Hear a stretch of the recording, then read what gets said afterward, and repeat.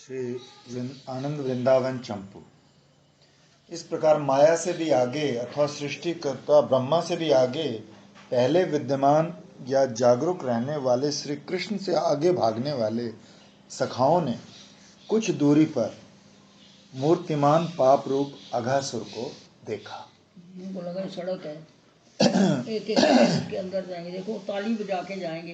तो महाराज जी कहा करते थे कि ये ताली है ना, यही कि देखो माया में घुस रहे हैं बड़ी खुशी से, ताली बजा बजा के। ये अघासुर पूतना और बकासुर का छोटा भाई था। बहन भैयाओं को काल के गाल में जाकर यमलोक का निवासी जानकर वो अघासुर क्रोध और शोक में भरकर उसका बदला लेना चाहता था। इसलिए वो अति कुटिलमती नीच असुर आज सखाओं के क्रीड़ा मार्ग में आकर चुपचाप बैठा हुआ था, मानो चराचर को निगलने के लिए विशाल अजगर के आकार में उसने अपने नीचे के होठ को धरती पर जमा रखा था और ऊपर के होठ को मस्तक सहित आकाश के ऊपर तक छोड़कर लगा रखा था। सखा परस्पर कहने लगे, अहो ये पर्वत की गुफा तो विचित्र दिखाई देती है। देखो ध्यानपूर्वक अपने विभ्रम को दूर करो।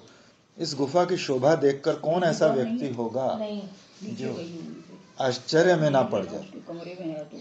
इसकी शोभा ऐसी लग रही है कि कोई अजगर आलस्य के कारण जम्हाई लेते हुए मुंह फाड़ रहा हो। महासर्प के मुख से विषम विष रूप महाअग्नि के कण निकलते रहते हैं, उसी प्रकार इस पर्वत गुफा के अंदर से गेरू आदि के अनेक धातुओं के कण निकल रहे हैं। अजगर के मस्तक पर दोनों ओर चमकते हुए नेत्र देखने वालों को ललायित करते हैं, उसी प्रकार इस गुफा के दोनों ओर की पद्म मणियां देखने वालों को लुभा रही हैं। अजगर के मुख की आकृति वाली गुफा देखने वाले किसी व्यक्ति को क्या भय से व्याकुल कर सकती है। सखा बोले, हमें अभी शीघ्र इस गुफा में प्रवेश करना चाहिए। ऐसा निश्चय करके फिर संदेह और भय युक्त बुद्धि से परस्पर कहने लगे, अरे भाइयों, यदि ये सचमुच बलवान महासर्प ही हुआ तो समस्त शत्रुओं को मारने वाला हमारा प्रिय सखा श्री कृष्ण इसे भी बकासुर की तरह मार डालेगा, इसलिए हम सबको बचा लेगा, क्योंकि ये जो कुछ भी प्रत्यक्ष दिख रहा है उसे और कोई ढक नहीं सकता। ऐसा विचार करने वाले सखाओं को सुंदर मुख कमल अनुराग पूर्ण नेत्र वाले श्री कृष्ण जब तक उन्हें वहां प्रवेश करने से रोकते, तब तक देवताओं के समान सुंदर वो सब गोप बालक श्री कृष्ण के भरोसे पर आश्वस्त होकर तालियां बजाते हुए। वही मैं आपको कहना, महाराज जी कहते थे देखो माया में घुस रहे हैं और तालियां बजा के घुस रहे हैं। ऐसे हम भी सब माया में तालियां बजा के बड़ी खुशी से घुसते हैं, तो घुस के फिर जब दम घुटता है तो फिर लगता है अरे कहाँ आ गए। उस अघासुर के मुख में प्रवेश कर गए। पीछे इतने दयालु हैं, हम तालियां बजा बजा के विश्व में घुसते हैं और वो रो रो के हमको उनसे निकालते हैं। ब्रजराज कुमार बोले, अरे सखाओ, इसमें प्रवेश मत करो, ये अजगर है, महासर्प है। इस प्रकार आर्त स्वर पुकारना चाह रहे थे। इतने में सब सखा अघासुर के मुख में प्रवेश करते ही विष ज्वाला से मूर्छित हो गए। फिर कृष्ण के वचन भला कौन सुनता। इस अवसर पर श्री कृष्ण नेत्रों से अश्रु प्रवाहित करते हुए मानो हाथ से गिर गई निधियों के समान सखाओं के शोक में व्याकुल हो उठे। करुणावश सखाओं के जीवन और अघासुर की मृत्यु, इन दोनों कार्यों के संपादन करने का उपाय विचार कर श्री कृष्ण भी उन सखाओं के पीछे उस अघासुर के मुख में चले गए। देखो भगवान की दयालुता देखो, पहले तो रोए, फिर साक्षात उसके अंदर आप भी घुस गए, फिर भी हम लोग उनकी सुनते ही नहीं है। वो अजगर अत्यंत चंचल मन होकर श्री कृष्ण के मुख में प्रवेश करने की प्रतीक्षा करता रहा और मुख को बंद नहीं किया। भगवान श्री कृष्ण के मुख में प्रवेश करने पर अजगर अपने को कृतार्थ मानने लगा और अहंकार, उद्धृतमति और बड़ा मायावी होते हुए भी अधीरतावश उसने अपने मुख को बंद करने की चेष्टा की, किंतु वो अपने मुख को जरा भी बंद नहीं कर सका। श्री भगवान के प्रति जो भाव पोषण किया गया है उसका फिर नाश या अभाव नहीं होता, इसलिए श्री कृष्ण के भाव से जो उसने मुंह फाड़ रखा था वो खुला ही रह गया, बंद नहीं हुआ। समग्र सौंदर्यशाली श्री कृष्ण उसके गले में तपे लोहे के कील के समान जाकर उसे जलाने लगे। सखाओं की पीड़ा से व्याकुल और कमलपूर्ण अनुराग भरे अरुण नेत्र प्रांतों से झरने वाली अमृत धारा से उन्होंने समस्त सखाओं को जीवित कर दिया। सन्यासियों के हृदय में प्रवेश करने में भी घृणा करने वाले श्री कृष्ण उस अघासुर के हृदय में वृद्धि को प्राप्त करने लगे। शरीर को इतना बढ़ाया कि महाबलशाली उस अजगर की उदर पकी हुई ककड़ी की तरह फट गया। देव शत्रु उस अघासुर के स्थूल देह के फट जाने पर ब्रह्मा, शिव, इंद्र आदि देवता शिव भगवान के जग पालन स्तुतियां करने लगे। तब उस अघासुर का जीवात्मा सूर्य चंद्र के समान उज्जवल हो गया। आकाश रूप सरोवर में निराधार होकर विचरता हुआ सबको दिखने लगा। अघासुर अवस्था में अति चंचल हो रहा था। बहुत विशाल शरीर पर्वत की गुफा की तरह लग रहा था। उसके मुख रूपी गुफा से श्री कृष्ण इस प्रकार बाहर आ रहे थे जैसे उदयाचल की गुफा से भगवान सूर्य निकलते हैं। आश्चर्य ये कि श्री कृष्ण कृपा दृष्टि से समस्त सखा जीवन लाभ कर अपने जीवन धन श्री कृष्ण से पहले ही बाहर आ गए। शिवादि देवता को दृढ़ विश्वास था। जब ठाकुर जी ने कहा ना मत जाओ मत जाओ, तो इसमें नहीं आया, भागवत में ऐसा है। तो एक सखा दूसरे कहते अरे क्या है, अजगर होगा तो कृष्ण है ना हमारा, वो हमें बचा लेगा। ये है दृढ़ विश्वास। अघासुर एक महानुभाव था। उसका चरित्र कौन वर्णन कर सकता है, जिसने पहले तो श्री कृष्ण को अपने हृदय में प्रविष्ट कराया और फिर उन्हीं श्री कृष्ण में स्वयं प्रविष्ट हो गया। उसने सारूप्य मुक्ति को प्राप्त कर लिया। उस समय नगाड़ों, सुंदर ढोलों, असुरों पर भगवान की कृपा, उसमें सब दिव्य हो गया, सब असुरों पर। अनेक प्रकार के बाजों की उच्च ध्वनि से गंधर्व, विद्याधर, किन्नर आदि उपदेवता की स्त्रियों के गान तथा मुनियों के स्तोत्र शब्दों को सुनकर ब्रह्मा, शिव आदि देवगण तो मानो कुछ देर के लिए बहरे हो गए। उस समय उर्वशी आदि अप्सराएं नाचने लगी। सिद्धों की नारियां मृदंग बजाने और मधुर स्वर से गाने लगी। देवांगनाएं कल्प वृक्षों के पुष्प बरसाने लगी। इस प्रकार देवनगरी अमरावती आनंद में उन्मत्त हो गई। और अधिक क्या कहें, उस समय श्री शंकर जी भयंकर अट्टहास करते हुए डमरू के डिमडिम शब्द से मानो ब्रह्मांड अंड को विदीर्ण करते हुए अति तांडव नृत्य करने लगे। नृत्य करते समय चारों ओर घूमते हुए उनके मस्तक मुकुट चंद्रमा से अमृत टपकने लगा और उनके गले में मुंडमाला के मुंड जीवित होकर सुंदर शरीर से अतिशय नृत्य करने लगे। श्री शिवजी नृत्य करते हुए उन सब से घिरे होकर अपूर्व शोभा पाने लगे। तदनंतर मृत्यु के मुख से लौटे सब गोप बालक प्रातःकालीन सूर्य से प्रफुल्लित नेत्र कमल होकर सख्य भाव से भुवन को आनंदित करते हुए परम सुकुमार ब्रजराज कुमार श्री कृष्ण के दर्शन कर मुग्ध हो गए। एक एक बालक उनको आलिंगन कर कहने लगा, हे सखे, हम तो खेलते खेलते विषय विष की प्रचंड अग्नि ज्वाला में भस्म ही हो गए थे। बताओ तो तुमने हम सबको कैसे जला दिया। श्री कृष्ण कौतुकपुर बोले, सखाओ, मैं सर्प विष की औषधि करने में अति कुशल हूँ। वो औषधि सर्प को ही टुकड़े टुकड़े कर देती है। उसकी सुगंधी मात्र से प्राणहीन व्यक्ति मिलाने के लिए भी उसको बेहोश कर देती है ना, फिर कहती है कि उसको विष की औषधि आती है, उसको बुला के लाते हैं। इसके बाद रहस्यमय लीलाकारी अहेतुक करुणा सौंदर्यशाली पीताम्बरधारी बछड़ों और ग्वाल बालों के सहित भोजन करने के लिए निर्जन उचित स्थान का अनुसंधान करने लगे। सखाओं के सुहृदय श्री कृष्ण ने कुछ दूरी पर एक परम सुंदर जलपूर्ण सरोवर पुलिन के पास देखा। उस स्थान को देखकर श्री कृष्ण ने कहा, अरे सखाओ देखो, इस स्थान पर तो एक पक्षी भी नहीं दिखता। ये पुलिन शांत, नेत्रों को आनंद देने वाला, मानो माता की गोद की तरह सुरक्षित है। यहाँ किसी व्यक्ति का आना जाना भी नहीं दिखता, इसलिए यहाँ आसपास हमारे बछड़े भी निर्भय होकर चरते रहेंगे। जगत में विचित्र लीला प्रकाशित करने वाले श्री कृष्ण जब इस प्रकार कह रहे थे तो सब ग्वाल बाल बोले, हे मित्र, हमने इतना समय भूखे रहकर बड़े कष्ट से बिताया है, अब भोजन के लिए और इंतजार नहीं चाहिए। मैं भी यही कहता हूँ। इस प्रकार सब ग्वाल बाल एक एक करके मधुवाणी बोलने लगे। तब अमित महिमा युक्त श्री कृष्ण ने कहा, मैं यहीं भोजन स्थल की रचना करता हूँ। ऐसा कहकर उसी पुलिन में बैठना स्वीकार कर लिया। सब मित्र भी श्री कृष्ण के चारों ओर पंक्ति लगाकर स्थिरता पूर्वक बैठ गए। इस पुलिन में अतिशय सघन ऊंचे वृक्षों की निर्मल छाया विस्तार से छा रही थी। ये स्थल कपूर चूर्ण के समान उज्जवल था और कोई वस्तु लिप्त न होने से पवित्र था।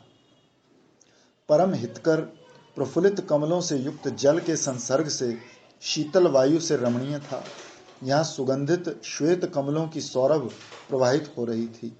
उस पुलिन का मध्य भाग चांदी के जल से चूता हुआ अति उज्ज्वल था। उसमें ग्वाल मंडली गोलाकार होकर 1000 दलों वाले कमल पत्रों की तरह शोभित हो रही थी।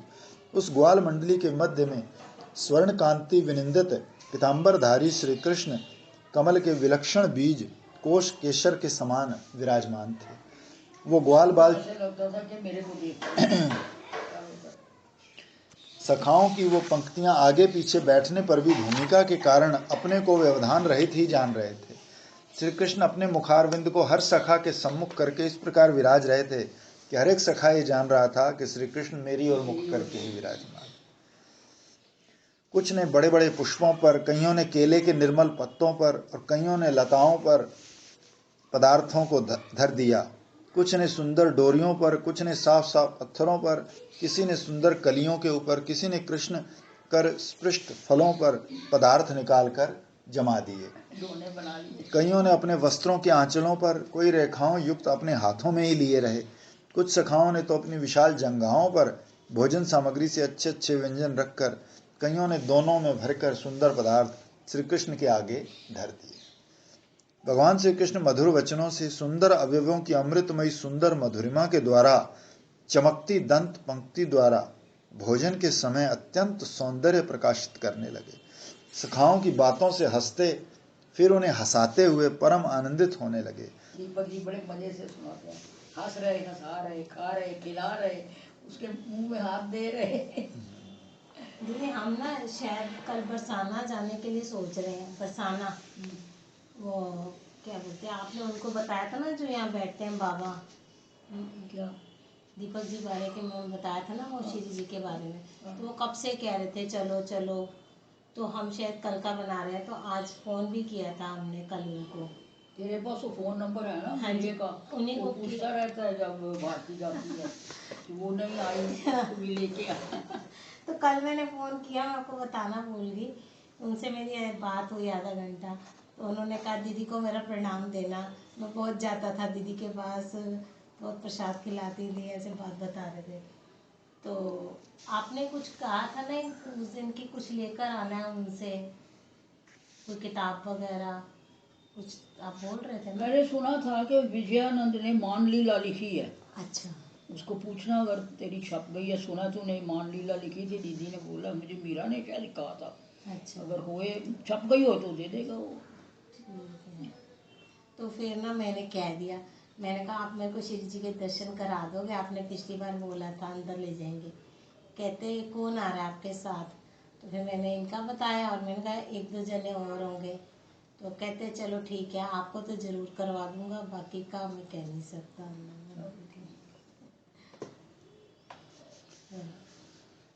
ब्रह्मा शिव जहाँ जाओगे तो विनोद बाबा को मिल रहे हैं, ठीक है। पास में तो है। इंद्रादि देवगण और स्वर्ग की देवांगनाएं इस शोभा माधुरी को कौतुक पूर्वक देख रही थी। वो सब सौंदर्य अलौकिक था। सब सखा अपने अपने खाद्य पदार्थों की चतुराई से प्रशंसा कर रहे थे। श्री कृष्ण स्वयं हंस रहे थे, सखाओं को हंसाते जा रहे थे। भोजन करने वाले सखाओं के हाथों से पदार्थ छीन छीन कर भोजन कर रहे थे। उनका मधु मुस्कान युक्त सुंदर मुख कमल फिर बीच बीच में हास परिहासमयी मधुर बोलनी सखाओं के हृदय सरोवर में डुबकियां ले रहा था। इस प्रकार जब ब्रह्म मोहन लीला का अवसर उपस्थित हुआ, तब श्री ब्रह्मा हित चातुरी परायण होते हुए भी उस अघासुर के वध को देख आश्चर्य में पड़ गए। मुस्कुराते हुए श्री ब्रह्मा ने असंख्य ब्रह्मांड पतियों के परमेश्वरों के परमेश्वर सर्वेश्वर श्री कृष्ण के ऐश्वर्य महिमा की परीक्षा के लिए अपनी माया का विस्तार किया। किंतु पागल हो गया होगा, किसकी परीक्षा ले रहा है। पागल किसकी परीक्षा ले रहा है। श्री ब्रह्मा का वो उद्यम उसी प्रकार हास्यास्पद हुआ जैसे कोई व्यक्ति समुद्र के जल को मापने के लिए उसमें 7 हाथ की लाठी लेकर चेष्टा करे, अथवा आकाश तल का कितना प्रमाण है जानने के लिए कोई लंबी रस्सी लेकर आकाश में फेंके। उसी प्रकार ब्रह्मा का भी श्री कृष्ण महिमा की परीक्षा करना हास्यास्पद या मूर्खता में प्रवसित हो गया। उन्मत्त व्यक्ति की भांति श्री ब्रह्मा का भगवान के बछड़ों का अपहरण इस प्रकार व्यर्थ हो गया जैसे कुएं को जलाशय और समुद्र को भी जलाशय मानकर उनके भेद को न जानने वाले व्यक्ति की सब चेष्टाएं व्यर्थ होती हैं। जुगनू और सूर्य के तेज, अमावस्या और राहु के अंधकार का तारतम्य न जानने वाले व्यक्ति की भांति ब्रह्मा अपने को मायावी जान रहे थे और भगवान श्री कृष्ण को भी उन्होंने मायावी ही जाना। अपने और भगवान के मायात्व का अंतर ब्रह्मा न जानकर महामोहित हो उठे। श्री ब्रह्मा ने थोड़ी दूरी पर चरते हुए श्री भगवान और सखाओं के बछड़े चुरा लिए। उधर सब ग्वाल बाल श्री कृष्ण के साथ आनंद से भोजन कर रहे थे।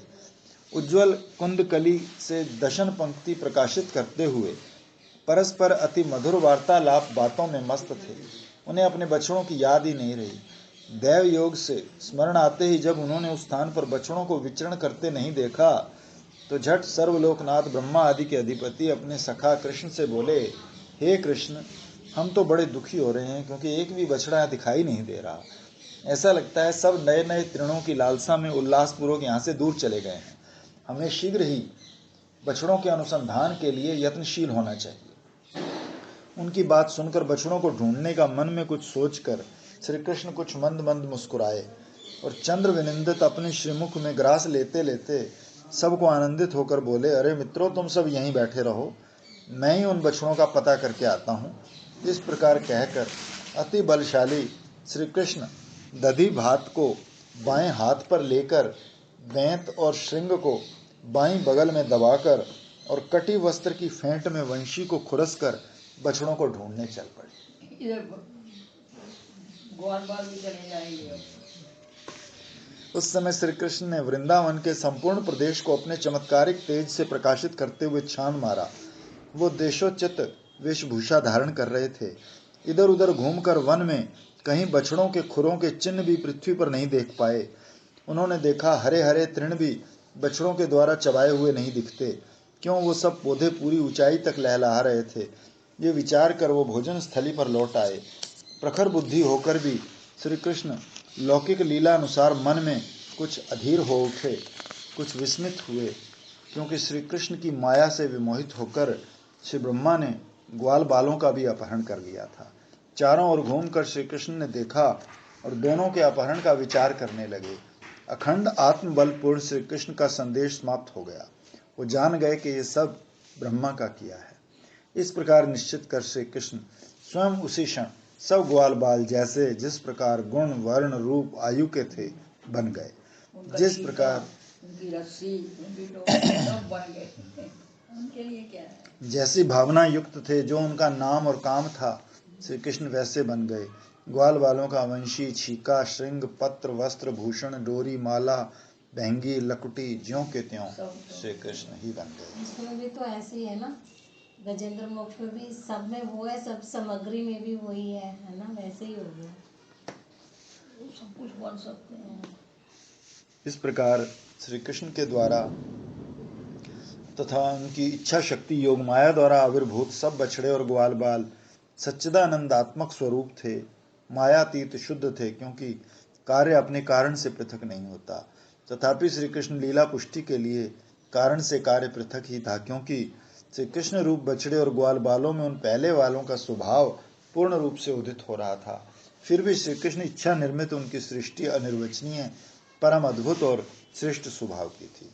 उसके बाद दिन ढलने पर समस्त ग्वाल में बिल्कुल एक जैसे थे, लेकिन क्योंकि वो कृष्ण के अंश थे अब, तो उनका वो भाव नहीं रहा। अब वो अपने अपने घर को, जो माताएं हैं वो उनको अपना ज़्यादा समझ के करती हैं। क्या भगवान अंदर है ना, ऊपर से तो वही लगते हैं। उन सब को एकत्रित करने के लिए उन्होंने वंशी बजाई। और तो दीदी फिर वैसे भी तो हम सब उनके अंश है, तो फिर वो चीज क्यों नहीं आती है फिर? जैसे उस माया समय का पर्दा है ना, योग माया का पर्दा है ये। इसमें देखो रासलीला में किसी को नहीं पता कि ये छाया गोपियाँ हैं, ये कौन गोपियाँ हैं। ये तो गोपाल चंपू में आकर जाके जब उन्होंने कहा कि भाई नंद यशोदा को का भाव पूर्ण करने के लिए कि इनकी शादियाँ होनी चाहिए, तब जो माया ने दोनों को आमने सामने ला के प्रूव किया कि ये असली गोपियां हैं, ये छाया गोपियां हैं, इनका ब्याह कभी हुआ नहीं, ये तो कुंवारियां हैं, इसलिए इनका ब्याह करो, जो असली गोपियां हैं। योग माया हमारे ऊपर भी तो माया का पर्दा ही है। तभी तो कहते हैं ना कि आंखों के आगे जो माया का पर्दा हटते है तो सब कुछ वही नजर आता है। फिर जिधर देखा तू ही प्यारे, तू ही तू नजर आया। जो जो अज्ञान का पर्दा आप वैसे भी देखो लौकिक रीति से, मतलब पूर्ण ना भी सब दिखे हो, तो आप जितना जितना भाव बनाते जाओगे सब में वही है, सब में वही है, आपको उतना उतना अनुभव होता जाएगा और दूसरे में अपना आपा दिखेगा। वही आता है कि जीवे दया। जब अपना आपा दूसरे में दिखता है तो उसकी तकलीफ अपनी तकलीफ लगती है। जब जितना जितना अंतःकरण शुद्ध होगा उसको उतना उतना भगवान का अनुभव होता जाएगा। सीधी सी बात है। स्वयं बज उठने वाले श्रृंग वेणु पत्तों से निर्मित वाद्यों की ध्वनि करते हुए अति आनंदित मन हो उठे। उन सब को एकत्रित करके श्री कृष्ण ने अन्य दिनों की भांति ब्रज में प्रवेश किया। तो अगवानी करने वाली ग्वालों की माताओं ने प्रतिदिन की भांति अपने पुत्रों का पहले आदर न करके श्री कृष्ण का आदर प्रदर्शन करना था, किंतु आज अपने अपने पुत्रों में ही श्री कृष्ण का समान प्रेम सम आदर प्रदर्शित करने लगी। अपने अपने बालक के दर्शन में ही चमत्कारी। एक साल तक ये नहीं समझ सके कि ये सारी गोपियां जो है अभी इससे प्रेम क्यों करती हैं। जब उनको एक साल बाद उसकी माया का पता लगा तब वो समझ पाए। श्री कृष्ण रूप बालकों ने भी पहले दिनों की तरह माता स्नेह पूर्वक स्नान आदि किया, माताओं को संतुष्ट किया। समस्त संतापों को शांत होकर भी, विरह व्याकुलता दूर करने वाले होकर भी इन बालकों ने उस दिन किए हुए श्री कृष्ण के द्वारा अघासुर वध आदि का प्रसंग कुछ भी नहीं सुनाया, वरना घर आकर वन में श्री कृष्ण के साथ समस्त लीला प्रसंग को ग्वाल बाल अपनी माताओं को सुनाते थे। ये आज एक विशेष बात रही। सब बछड़े भी प्रतिदिन की भांति अपनी माताओं के पास पहुंचे। अपूर्व संतोष पूर्वक चंचल मन माताओं ने प्रेम विवश होकर उन्हें अपनी जिह्वा से चाटा। श्री कृष्ण जब अपने भवन में आए तो बाल्य लीला विलासी उन श्री कृष्ण को नंद महाराज ने अपनी भुजाओं में उठा लिया, छाती से स्नेह पूर्वक लगाकर आलिंगन किया। श्री कृष्ण के सिर से पगड़ी उतारी, नेत्रों में अश्रु भरकर मस्तक को सूंघा। फिर श्री नंद राज ने ब्रजरानी यशोदा के वात्सल्य सुख की पूर्ति के लिए श्री कृष्ण को उसके पास भेजा। तब अनुपम अतुलनीय वात्सल्य की पताका श्री यशोदा माता के द्वारा श्री कृष्ण को तेल लगाना, उपटना करना आदि सायंकालीन कार्य संपन्न हुआ। स्वतः सिद्ध निर्मल विग्रह माता यशोदा के वात्सल्य सार मूर्तिमान श्री कृष्ण ने सायंकालीन भोजन किया। तदनंतर कंठ में हीरों के हार धारण कर, चरण धोकर कुछ क्षणों के बाद दुग्ध फेन के समान उज्ज्वल वस्त्र धारण कर बहुमूल्यवान पलंग पर जाकर रात्रि में सो गए। सवेरे सूर्योदय होने पर श्री कृष्ण जब वन में जाने के लिए तैयार हुए तो सभी ग्वाल बाल भी अपनी माताओं के द्वारा पहले से भी अधिक यत्नपूर्वक पहनाए हुए आभूषणों से सज धज कर खान पान करके सबको आनंदित करते हुए श्री कृष्ण के प्रांगण में आ गए। भगवान श्री कृष्ण भी माता पिता को छोड़कर और किसी से संतुष्ट न होने के कारण उन्हीं से विशेषकर उपलालित होकर माता पिता के पास कुछ देर प्रेम पूर्वक बैठकर पूर्व दिनों की भांति वन को चल दिए। इस प्रकार कुछ महीने बीत गए। 5-6 दिन कम 12 मास बीत गए। एक दिन भक्तजन आनंदकारी श्री बलराम जी के साथ जब श्री कृष्ण वन में कृष्ण स्वरूप ग्वाल बालों और कृष्ण स्वरूप बछड़ों को गिरिराज के निकट चरा रहे थे, उस समय गैयाएं जो है ना दौड़ के जाएंगी। महाराज जी कहते थे जैसे देखो नीचे कृष्ण स्वरूप है ना, सब तो नए बछड़े हैं, लेकिन वो पुराने बछड़ों के पास दौड़ के जाएंगी। बोले ऐसे जब लगन लगेगी तब भगवान मिलेंगे। उन्होंने जब कृष्ण स्वरूप बछड़ों को नीचे चरते देखा तो वो सब अपने नवजात स्तनपान करने वाले बछड़ों को भी त्याग कर अति तीव्र गति से मानो आकाश से उड़कर नीचे उनके पास आ गए। उस दिन बलदेव जी को पता लगा कि क्या रहस्य, एक साल तक उनको भी नहीं पता। उनके चराने वाले बलशाली गोपों ने बड़े प्रयत्न से रोकना चाहा, यहाँ तक कि लाठियां मारने पर भी उनसे नहीं रोकी जा सकी। बड़े बड़े गोप उन गौओं के पीछे शीघ्रता से दौड़ते आए। उनके पांव घोटू आदि अंग दुख रहे थे। व्यथित होने पर भी उन गैयाओं को न लौटा सकने पर अति दुख मानने लगे। तो इतने में उन सब गोपों ने चारों ओर अपने पुत्रों को देखा जो पुष्प मालाओं से मन का हरण कर रहे थे। वो सब गौओं से भी अधिक वात्सल्य में विभोर हो उठे, अपने अपने पुत्रों की अपूर्व छवि निहारने लगे। वो सब उनके निकट जाकर अपूर्व शोभा सौभाग्य प्राप्त कृष्ण रूप अपने पुत्रों के मस्तकों को सूंघने लगे, मुख चुंबन करने लगे, प्रेम पूर्वक भुजाओं से उठाकर उनका आलिंगन करने लगे, प्रेम अश्रु प्रवाहित करते हुए चित्र से लिखे रह गए। ये देखकर श्री बलराम जी बड़े संदेह में पड़ गए। उन गोपों और गैयाओं की अवस्था देखकर बलराम जी के शरीर में अपूर्व हर्ष और विस्मय हो उठा। स्तब्ध होकर मन में विचार करने लगे, कैसा आश्चर्य! ब्रज की गैयाओं को तो पहले अपने स्तनपाई छोटे छोटे बछड़ों पर कभी ऐसा वात्सल्य नहीं था जैसा अब स्तनपान छोड़ देने वाले 2-3 साल पहले जन्मे बछड़ों पर मैं देख रहा हूँ। अब वो ध्यान लगा के देखेंगे कि तो सब कृष्ण बने। इस गोपगण का अपने छोटे पुत्रों पर भी ऐसा प्रेम नहीं है जैसा अपूर्व प्रेम इनके प्रति आज दिख रहा है। न जाने मेरा भी अपूर्व स्नेह इन ग्वाल बालों पर क्यों उमड़ रहा है, पहले तो ऐसा नहीं था। लगता है इस विषय में मेरे नाथ श्री कृष्ण की कोई अनिर्वचनीय माया कारण है। मैं तो माया विनाशक सुदर्शन चक्रधारी अजन्मा स्वयं भगवान श्री कृष्ण का बड़ा भाई हूँ, मुझे और किसकी माया मोहित कर सकती है। श्री बलराम कृष्ण के पास आए, पूछा, हे कृष्ण, ये क्या आश्चर्य है? तुम तो बड़े प्रखर बुद्धि हो, आज तो तुम मेरी बुद्धि के भी अगोचर बन रहे हो। अभी थोड़ी देर पहले तो ये सब सखा अति निष्पाप श्रेष्ठ देवता लग रहे थे और बछड़े मुझे नीति परायण मुनि ही दिखाई दे रहे थे, किंतु हे लक्ष्मीकांत, अब तो निश्चय ही मुझे ये सब आप ही प्रतीत हो रहे हो। क्या रहस्य है, मुझे अति शीघ्र बताओ। तब यशोदानंदन श्री कृष्ण ने श्री बलराम के प्रति सारा वृतांत रहस्यमय की तरह आगे पीछे की सब क्रीड़ा प्रसंग कह सुनाया। इस प्रकार वर्ष भर तक बछड़ों की रक्षा कौतुक रूप उत्सव समाप्त होने वाला था। तब श्री ब्रह्मा भगवान श्री कृष्ण की महिमा सागर की लहरियों की गिनती में लगे रहे। उनका संदेह प्राय मिट चुका था। अतः ब्रह्मा पृथ्वीलोक में जाकर अनुसंधान करने लगे कि मेरे द्वारा चुराए गए बछड़ों और ग्वाल बालों का क्या परिणाम हुआ। श्री कृष्ण की असीमित लीला को जानने का इच्छुक होकर ब्रह्मा ने किसी प्रकार साहस करके जब देखा तो अनेक बछड़े और ग्वाल बालों को वहां देखा। मैंने जो बछड़े बालक चुराए थे, क्या वो सब यहाँ पर आ गए? ये कैसे संभव है? एक बार वहां जाता है, एक बार यहाँ आता है। तो सोचते सोचते ब्रह्मा का अहंकार मिट गया। महामायापति श्री भगवान पर अपनी माया का प्रभाव डालने वाला, अहित करने वाला ब्रह्मा अपने आप को फटकारने लगा, ये मैंने क्या किया? उसका मन अति क्षुब्ध हो उठा। इस प्रकार मूर्ख व्यक्ति की तरह अपनी करनी द्वारा स्वयं ही मूर्ख बनकर मैं अपनी माया द्वारा आप ही बंध गया, ऐसा सोचकर ब्रह्मा विकल हो उठा और उसकी सारी करतूत व्यर्थ और मिथ्या हो गई। उसके बाद ब्रह्मा फिर जब उन बछड़े ग्वाल बालों को देखने लगा तो उसने देखा कि वे सब शंख चक्र गदा पद्मधारी चतुर्भुज अत्यंत आनंदमय दिव्य शरीरधारी हैं, कोटि सूर्य चंद्रमाओं के समान कांति युक्त हैं। उनके रोम कूपों से लीला उल्लास के कारण ब्रह्मांडों के समूह स्वेद बिंदुओं की भांति छलक रहे हैं। उन सब का श्याम वर्ण है।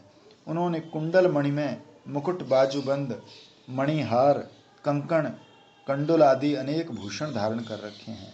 स्वर्ण पदक युक्त कंठ से लेकर चरणों तक लंबी अति सुंदर तुलसी मालाएं धारण कर रखी हैं, जिन पर भ्रमर समूह झंकार कर रहे हैं। कटी में बजती हुई करघनी शोभित है। विद्युत की भांति चमकते हुए पीतांबर उन्होंने धारण किए हुए हैं। ब्रह्मा ने देखा एक एक बछड़ा ग्वाल बाल श्री नारायण स्वरूप में शोभित है।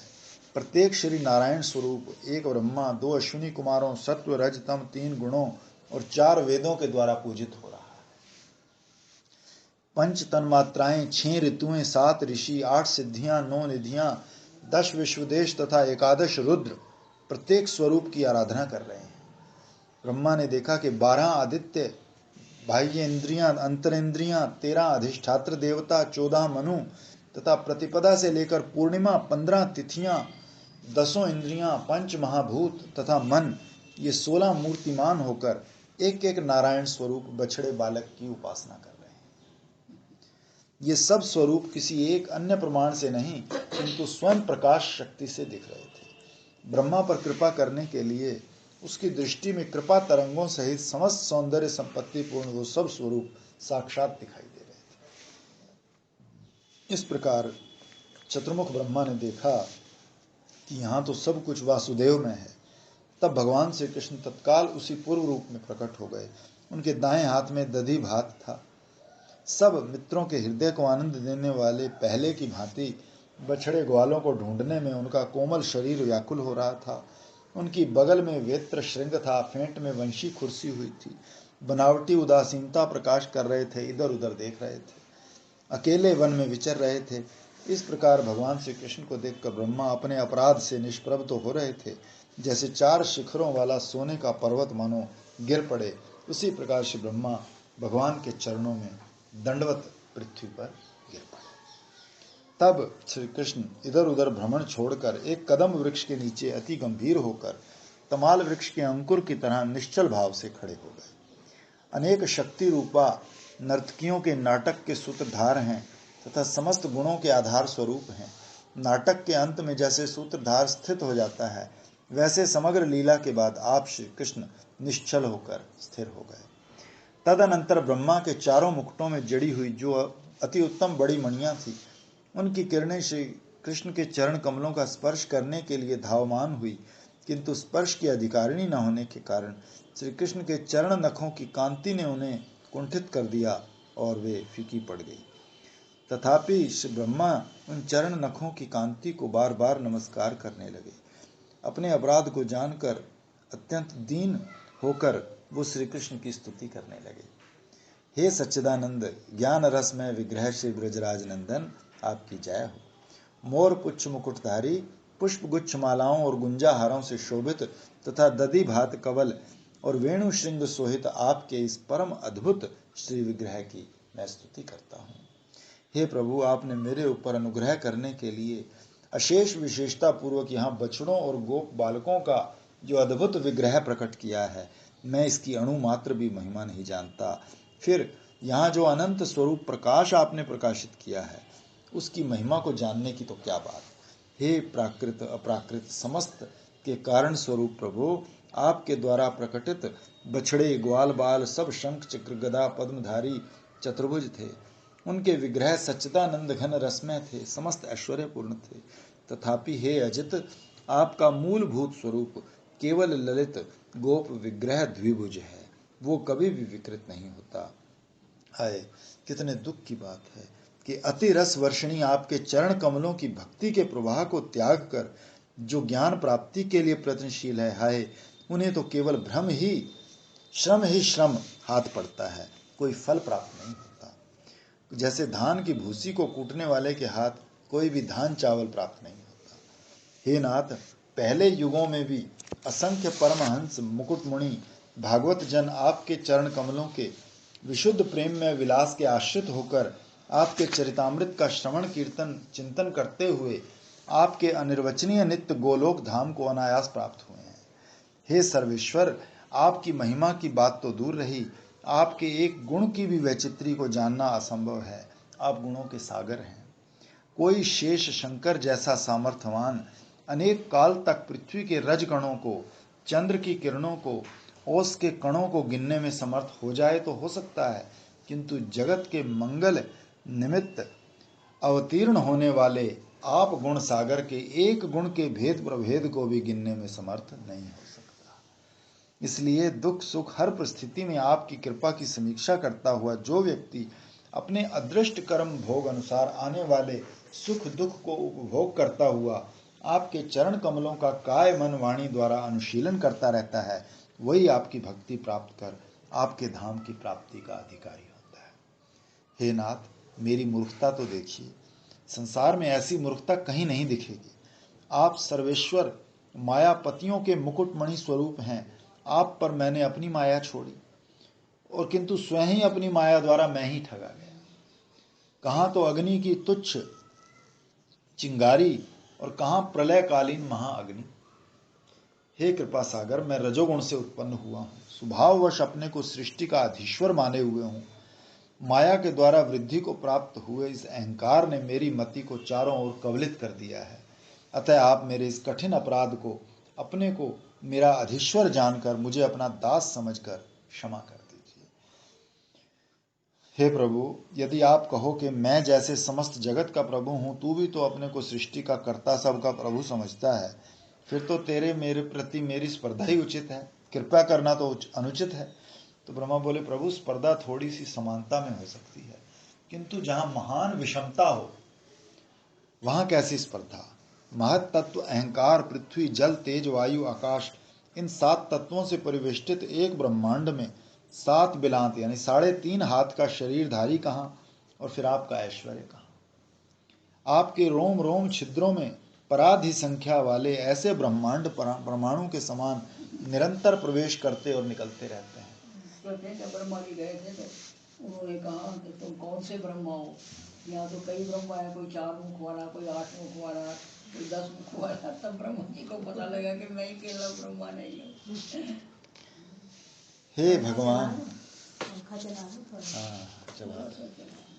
हे भगवान, आप ही कारण समुद्र में शयन करने वाले श्री नारायण हैं। आपकी नाभि से मेरा जन्म हुआ है, इसलिए आप मेरे पिता भी हैं। कुशल पिता अपने अपराधी पुत्र को अपने स्वाभाविक वात्सल्य के कारण त्याग नहीं करता, अतः मुझ असज्जन और अपराधी पुत्र का त्याग करना नहीं बनता, मुझ पर कृपा करना ही उचित है।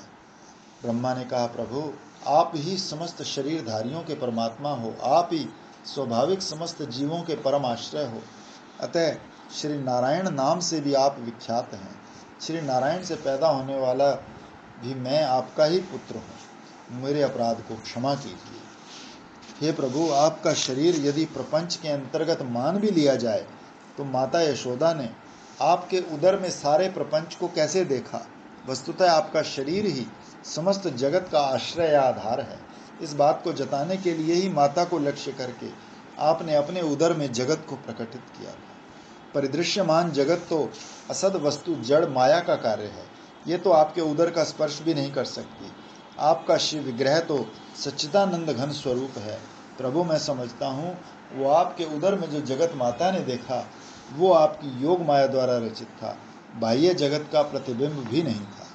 इसलिए हे अनंत करुणामय, आपने माता को जो अपने उदर में जगत दिखाया उसमें आपने अपनी भी विद्यमानता दिखाई थी, इसलिए वो बाहरी जगत का प्रतिबिंब नहीं हो सकता, क्योंकि दर्पण में दर्पण का प्रतिबिंब कभी दिखाई नहीं देता। आपके उदर रूप दर्पण में फिर आप कैसे दिख रहे थे, इसलिए वो जगत माइक नहीं था और न माइक जगत का प्रतिबिंब था, वो तो आपकी अनिर्वचनीय योग माया का कला विनोद था।